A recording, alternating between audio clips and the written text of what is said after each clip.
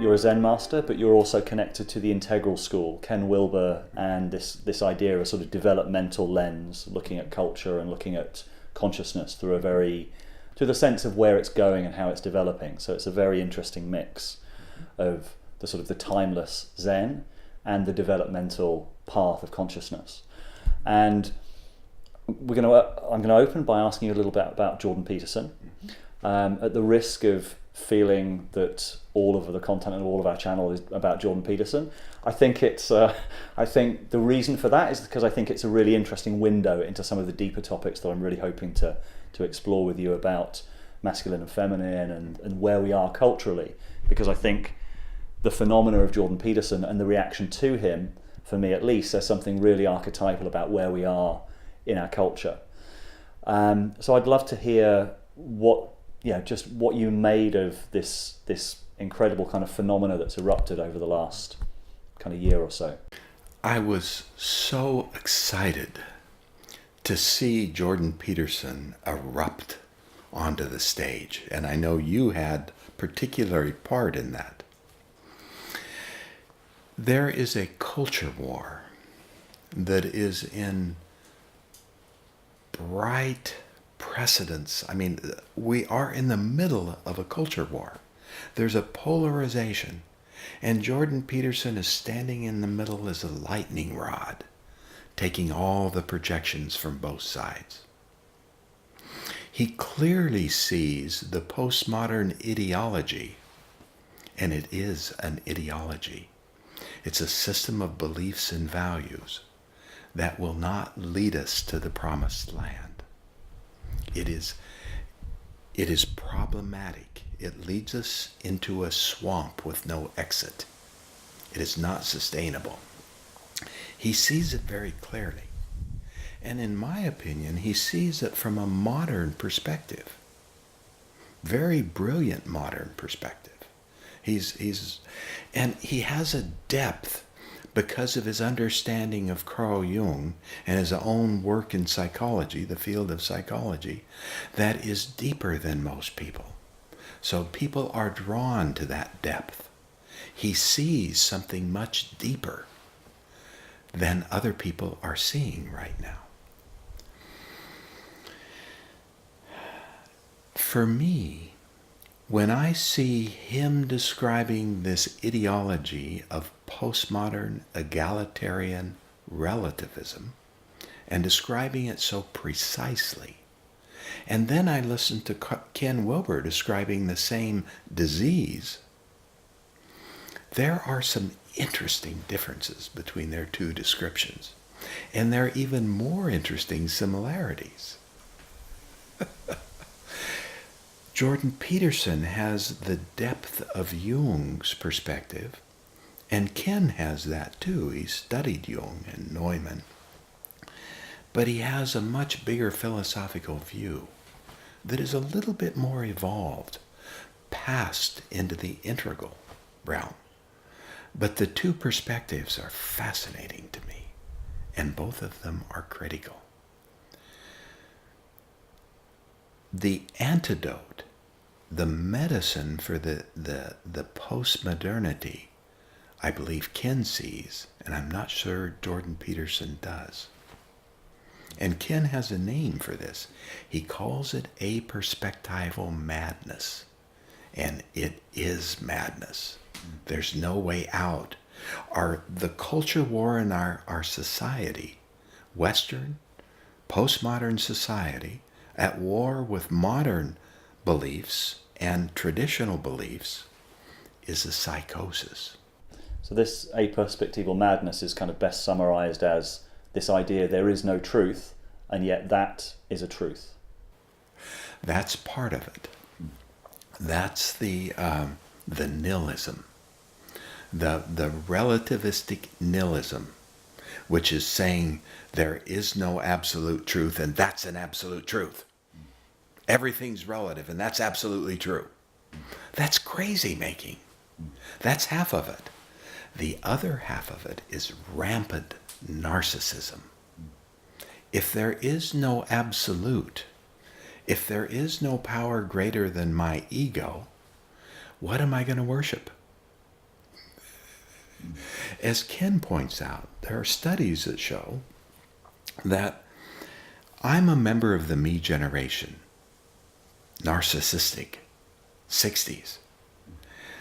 The people today, the millennials, are 2.5 times more narcissistic than the me generation. That just breaks my heart open. There's no way out of that. No way out. And when I work with the millennials, it breaks my heart. I feel such compassion. First of all, everybody's lied to them. Everybody's told them what they believe is the truth. And no one's told them the truth. It's really interesting that you're talking about compassion there, because I'd say there's two things. Firstly, the difference I think with Ken Wilber's attitude towards what he calls the broken green, and that this maps on to what Jordan Peterson would describe as sort of the postmodern neo-Marxist worldview, is that Ken seems to see it as a necessary stage of development. And I get the sense with Jordan Peterson that he rejects it so much that he doesn't see it as a necessary stage at all. He just sees it as a complete wrong turn in society. But the other point is that you mentioned compassion for the people who are stuck in this. This is where I have a difficulty with Jordan Peterson, is that I don't feel that compassion from him a lot of the time. He attacks it so strongly that I don't feel. Whereas I would like to see a bit more from him is this sense of these people have been misdirected, they've been misguided, and a sense of sort of almost like fatherly kind of concern for them, as much as we need to eradicate this kind of worldview. It's wrong. It leads to the gulag. Which is interesting. Maybe that's the Zen compassion that you're bringing in. It is partially Zen, but it's partially the second tier perspective. It's partially what lies beyond green. I'm not convinced that green is a bridge to the next level of consciousness. It may be. And just to interject here for our audience who may not know what green is, what is the level of consciousness that evolved or emerged more fully during the 60s and is characterized by relativism, by postmodernism, all these things. It's actually bringing to the table some really critical ingredients. Whether green is the end of an epoch or a bridge to the next epoch is not clear yet. There are some developmental theorists that say green is not really a stage of development at all. It's a half stage. It's not clear. It's not like modernity. Postmodernity is kind of confused and not really possible to emerge as a full-blown stage of development. Because it's self-contradictory? Because it's got inherent contradictions in it. There's no way out of it. It may be a dead end. It may be the end of this epoch rather than the beginning of the next one, or the transition to the next one. But if it's the end, that's a transition too, isn't it? It's not clear. Robert Kegan is such a developmental theorist. He doesn't see this postmodern as a stage of development. He sees it more as a symptom. It's just not clear yet. We won't know for a while. We won't know till we're looking back from the other side. So we'll see. So I'm right in the middle between Wilber and Jordan Peterson. Because I had read Carl Jung's collected works by the time I was 24. The Jungian perspective was really important to me. And then I stumbled into Zen, I stumbled into Ken. It's probably a really good time to just get a brief potted history of your background.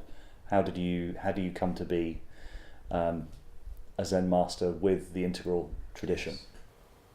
I was raised Roman Catholic, a German Roman Catholic, in a small farming community in the mountains of Colorado. I didn't fit in. I had my first direct experience of Godhead or emptiness very young. And many more. And when I went to talk about them, I was beaten by the clergy. The nuns, they were particularly mean. So I very quickly learned to not say anything. But I wasn't very good at it, so I kept saying things. I kept conflicting. So by the time I was 17, I was very rebellious and deeply disturbed. I'm lucky to be alive. I'm lucky to have survived such pent-up anger and frustration and stubbornness. So I met a woman, a teacher. One of my friends drugged me to meet this woman, and I knocked on her door. We had to be there at exactly 8 o'clock. Drove 2 hours to get there, and this white-haired woman with fire in her eyes opened the door, and she said, "Welcome. No one comes here by chance. We're guided by the unconscious, because the unconscious knows." So this was like putting a key, like Jordan Peterson talks about putting a key in a hidden lock and something opens. I had felt this before when I was very young, and I learned that trust in the Lord because the Lord knows. It's the same lock. Different key, but the same lock. Something opened then too. All of a sudden, this really confused 17-year-old was not alone. There was a whole group of people this teacher introduced me to that I began to read with a voracious appetite. Carl Jung, Eric Neumann, Joseph Campbell, D.T. Suzuki, Krishnamurti, Miryak Eliade, Hermann Hesse, Watts. A world opened, and I fell into it. I started meditating about the same time. And there was an image and words that came out of nowhere, as if from the top of the mountain. I was worried about, well, what am I going to do when I grow up? And all of a sudden these words boomed out of nowhere. Rather than finding your place in the world, first find yourself, and there will be your place. Here I am, a so-called master of Zen, a lineage holder, in Rinzai Zen, Samurai Zen. How perfect is this?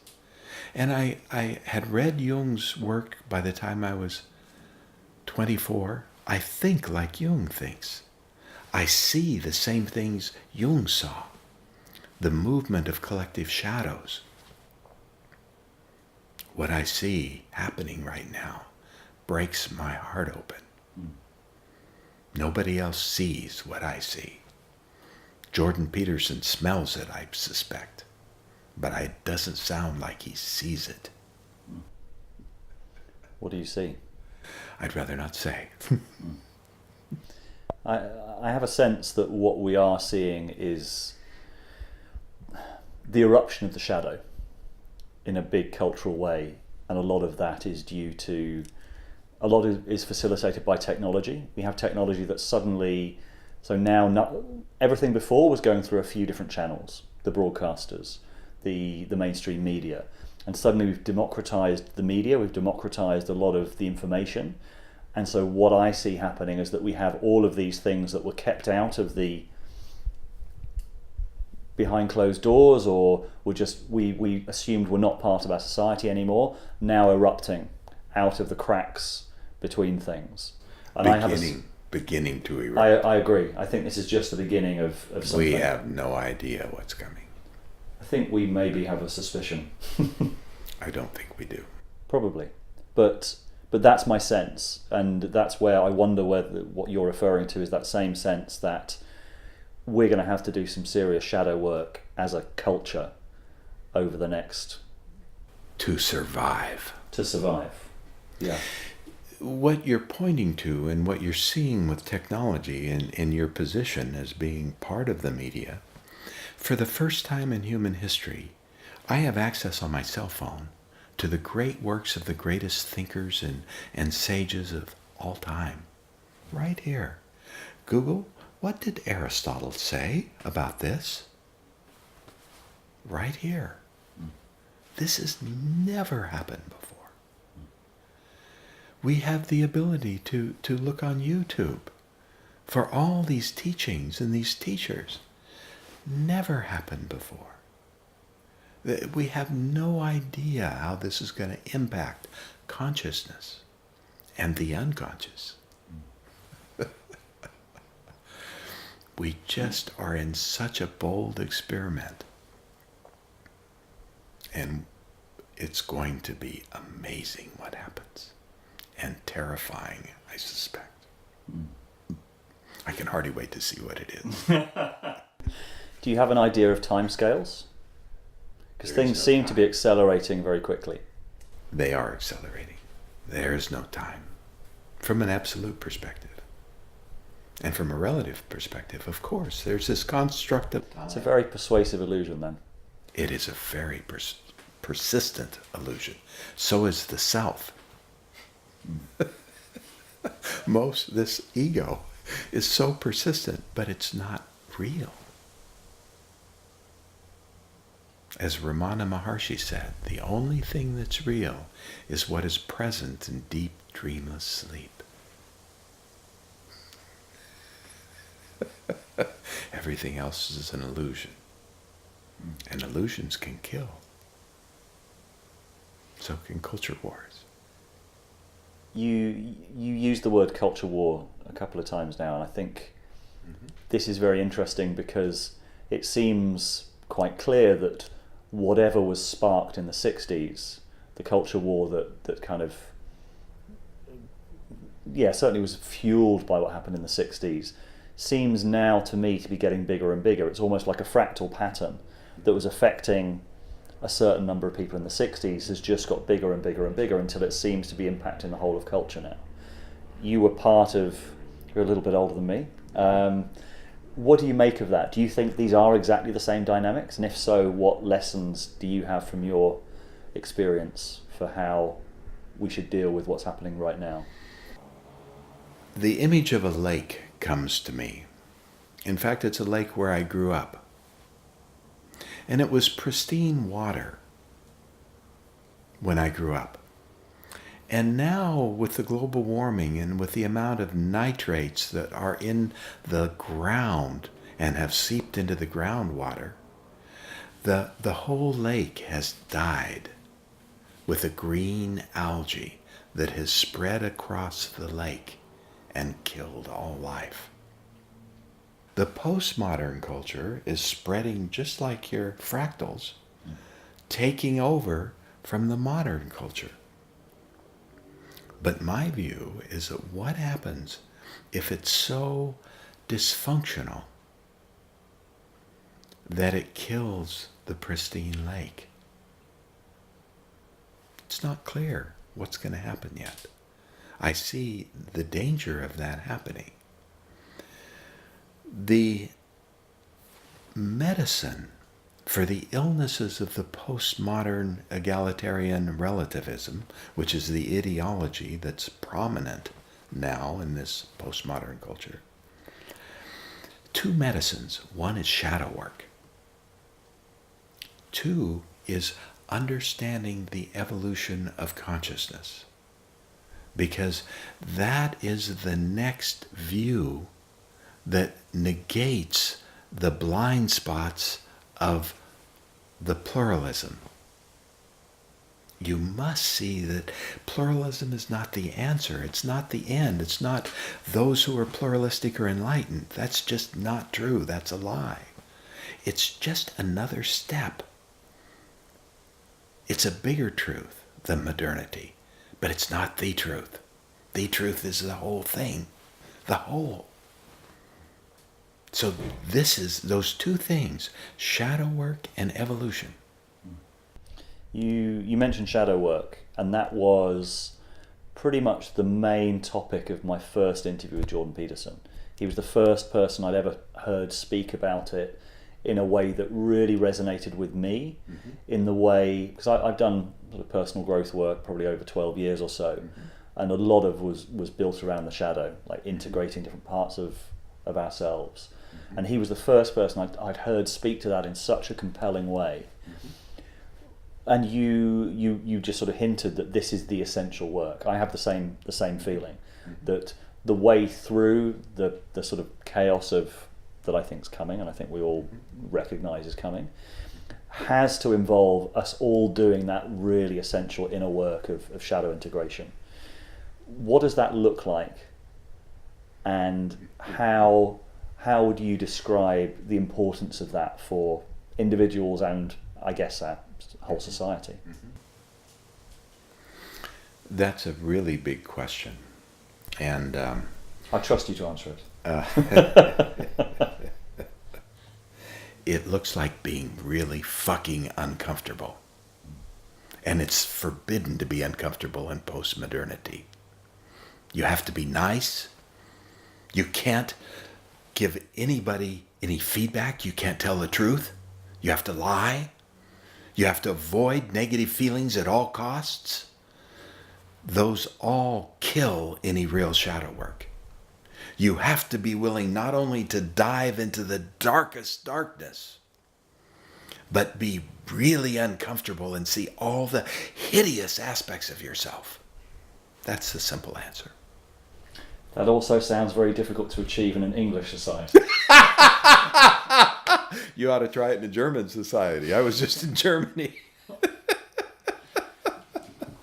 Yeah. Or an American mush. Yeah. But that what I love about that, and also the way you delivered it, was that for me is real spirituality. Yes. Anything else? This whole love and light, transcendence, can I call it bullshit? Let's call it bullshit. No, let's call it bullshit. Yeah, let's call it bullshit. Is it just really irritates me. Just this whole sort of sense of that spirituality is just here up rather than here down, because all of the valuable work that I've done has been digging in the dirt, really going into it, and that people don't want to do it. Digging in the shit, yeah, not the dirt. You got to go deeper. Of course people don't want to do it. The addiction in postmodernity seems to be wanting to feel good. You know, you can't do the deeper work if you're limited to feeling good. There was a Buddhist teacher... Can we blame the baby boomers for that? No, we can't blame anybody. We have to take responsibility. Blaming won't help. Fair enough. It's part of the problem.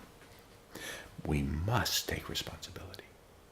So in postmodernity, I just did some beautiful work in a shadow webinar that I just finished, Collective Shadows. Most interesting subject. Part 2 of a 3-part series on shadows. The rescuer, the victim, and the perpetrator. This is an endless cycle. In postmodernity, they are identified with the rescuer, which is really, deep down, it's the savior, the archetype of the savior. Now, how deep are those roots in Christian soil? The victim is the sacrificial lamb who must be sacrificed and stay sacrificed. No redemption.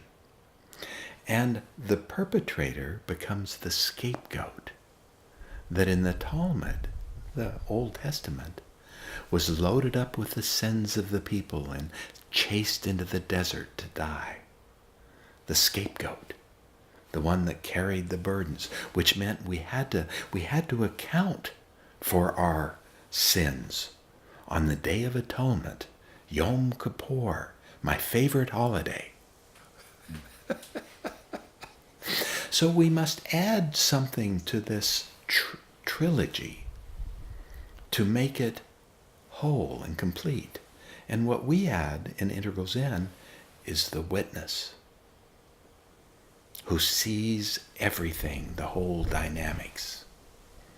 The rescuer keeps the victim stuck in perpetual victimhood, unable to take responsibility, and projects their own responsibility, blames the scapegoat. What happened in Germany was Hitler needed a scapegoat.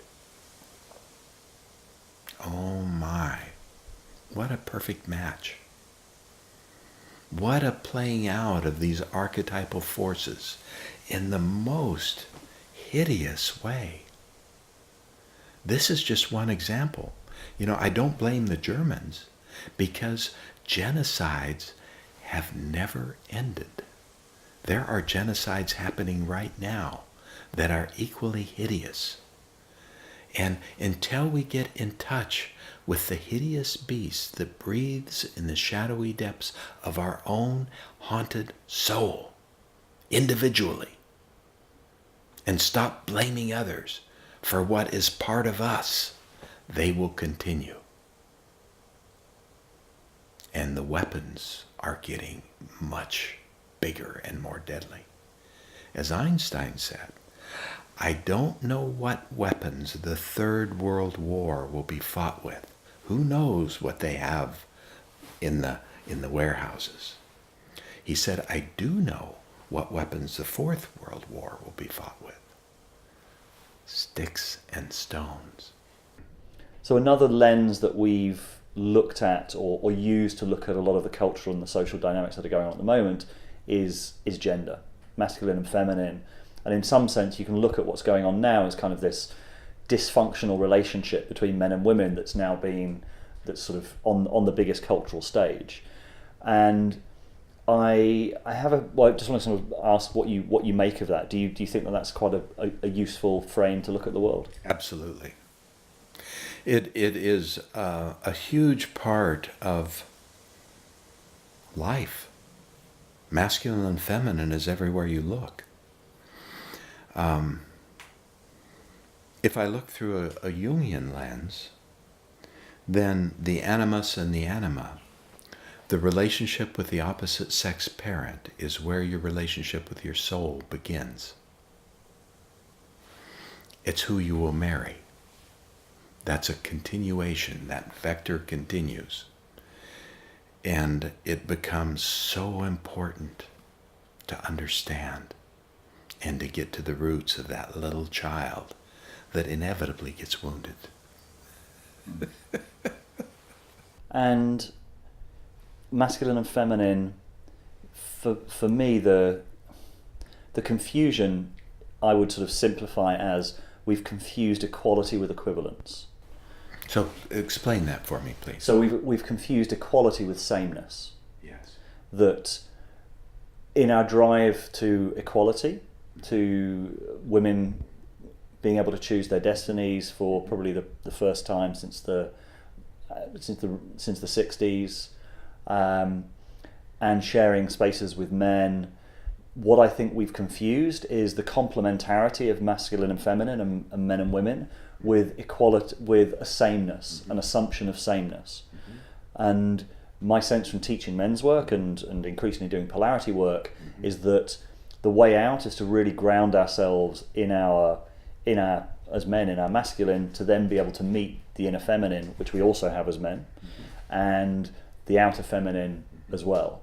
And it's kind of it's the paradox of the sacred marriage of masculine and feminine, but that can only happen if we really go into our own biological reality. So I completely agree with what you see, what you said, and I want to add another confusing complication to that confusion that you articulated. There are really two things going on that are merged together like trauma. One is developmental. We're moving from modernity to postmodernity to something that will work, whatever it is. Postmodernity is not working. It's stuck. It's not sustainable.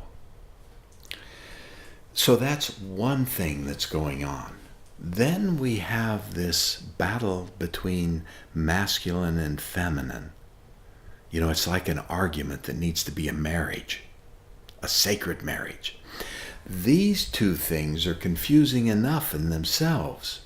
But when we merge them into one mess and try to solve the one mess, it's a far bigger problem than can be solved. It's a wicked problem that has no solution. And we're stuck there.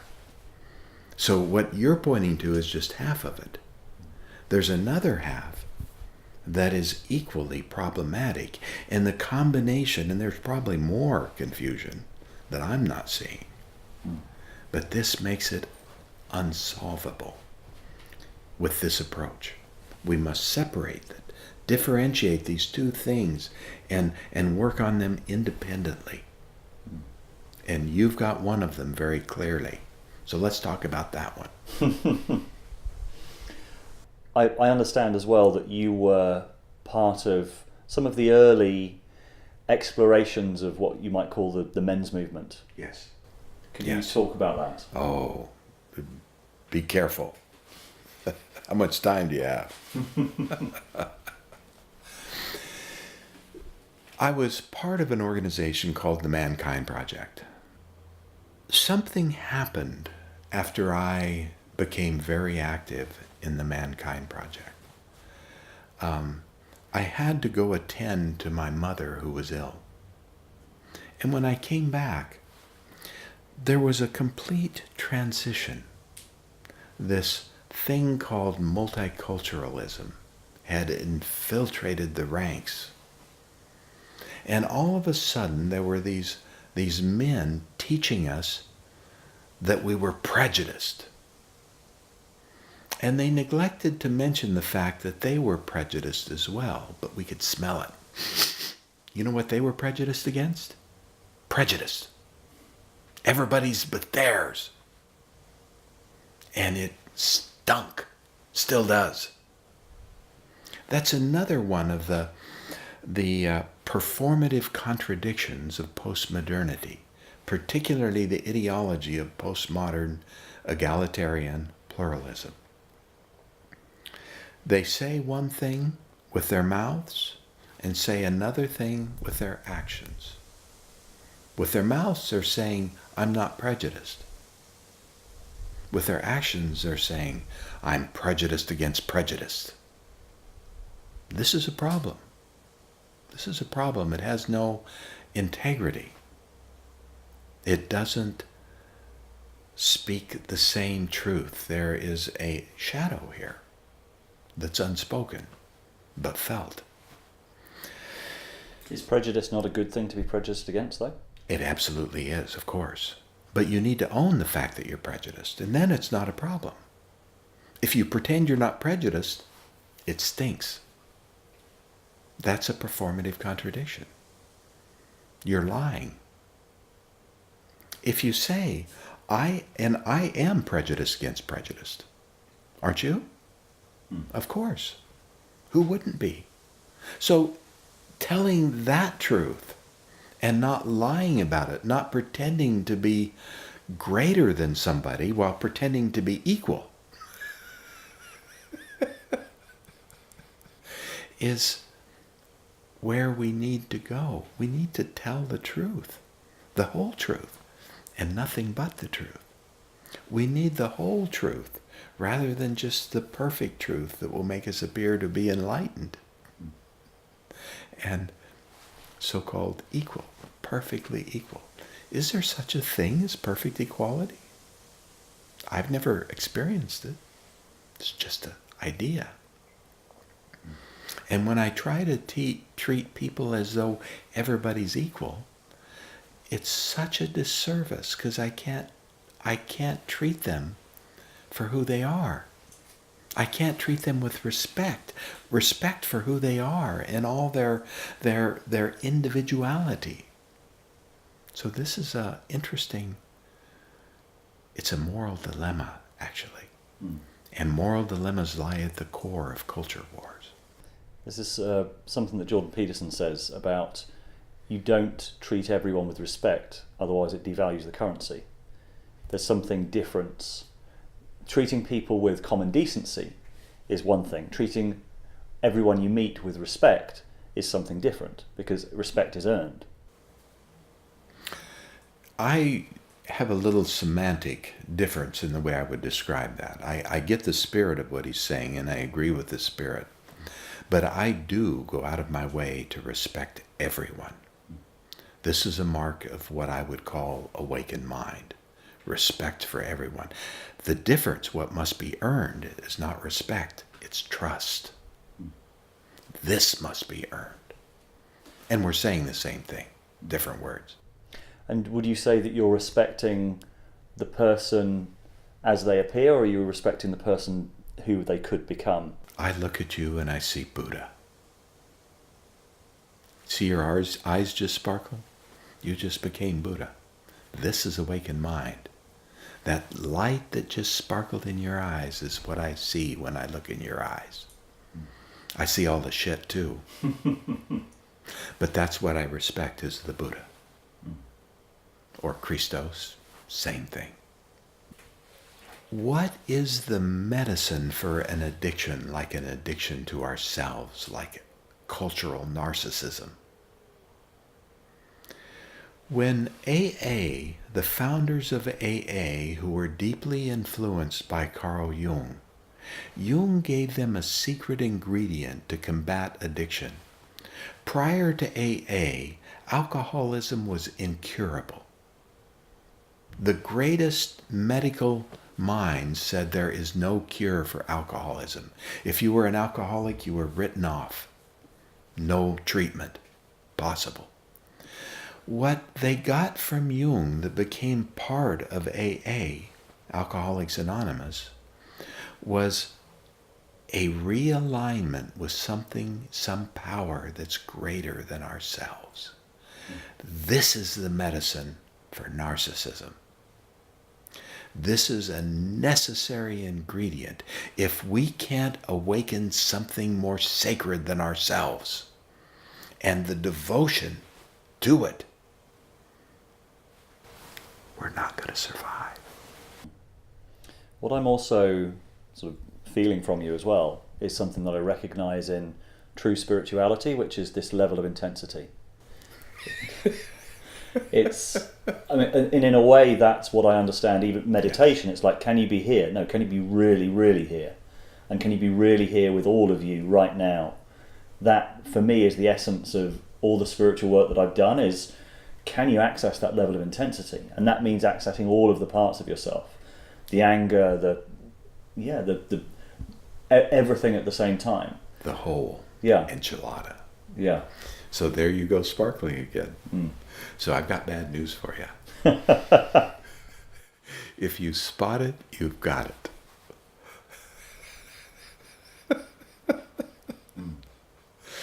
You've got no choice but to become the Buddha that you already are, no matter what. And you have that intensity. Never turn away. There's worse things to happen. Oh, there's much worse things to happen. Yeah. There's fate much worse than death. Doshin, you are a Zen master, and there are no masters of Zen. There are no masters, but I've always wanted to do this. Yes. Yeah, isn't that great?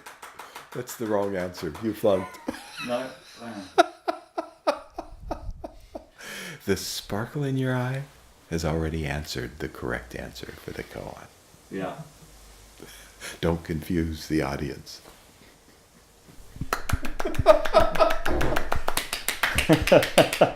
This is one hand clapping. This is one hand clapping. What is not one hand clapping?